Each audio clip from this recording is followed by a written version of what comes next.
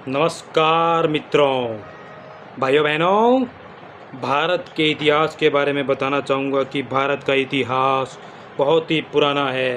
भारत ऐतिहासिक रूप से बहुत ही समृद्ध है। भारत में जो आजकल वर्तमान में चल रहा है वो कहीं ना कहीं इतिहास से जुड़ा हुआ है। भारत का इतिहास महान है। भारत में बहुत ही महान महान लोग रहे हैं, बहुत ही महान महान विचार रहे हैं, महान महान क्रांतिकारी, महान महान इतिहासकार, बहुत से ही महान लोग रहे हैं। भारत महानता से जुड़ा हुआ एक बहुत ही महान देश है। भारत इतना महान है कि मैं इसके बारे में गुणगान करके आप लोगों को बेवकूफ़ बना सकता हूं, जैसे कि मैं अभी बनाने की कोशिश कर रहा हूं। भारत बहुत ही महान है। भारत बहुत ही विशाल देश है, समृद्ध देश है, भाईचारे और एकता का देश है। भारत में एकता और भाईचारा पूरे संसार में सबसे ज़्यादा होता है। भारत में एकता और भाईचारे की मिसाल दी जाती है। भारत हमेशा वसुधैव कुटुंबकम के ज्ञान को आगे बढ़ाता है। भारत हमेशा अपने पड़ोसी देशों की मदद करता है। भारत हमेशा ये करता है, भारत हमेशा वो करता है। भारत का नागरिक होने के नाते मैं भारत के गौरवशाली इतिहास से आप लोगों को रूबरू कराना चाहता हूँ, आप लोगों को अवगत कराना चाहता हूँ। भारत मातृभूमि की रक्षा के लिए हम हमेशा ऐसे भाषण देते रहेंगे।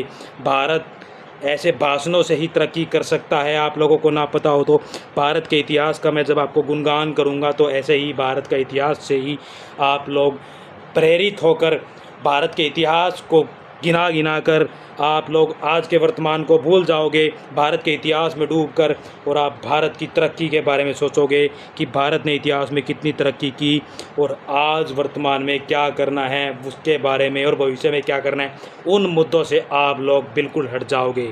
क्योंकि भारत का इतिहास जो मैं आप लोगों को भाषण दे रहा हूँ, शुद्ध हिंदी के जो वचन मैं बोलता हूँ वो कहीं ना कहीं आप लोगों को पपलू बनाने के लिए काफ़ी हैं।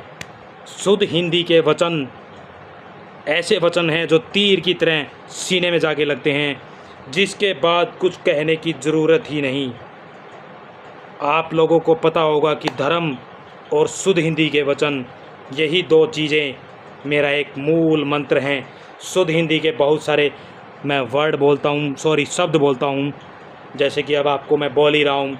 भारत का प्राचीन इतिहास, संस्कृति, वर्तमान, भविष्य, भूत काल, ये सब शुद्ध हिंदी के संस्कृत के वर्ड हैं।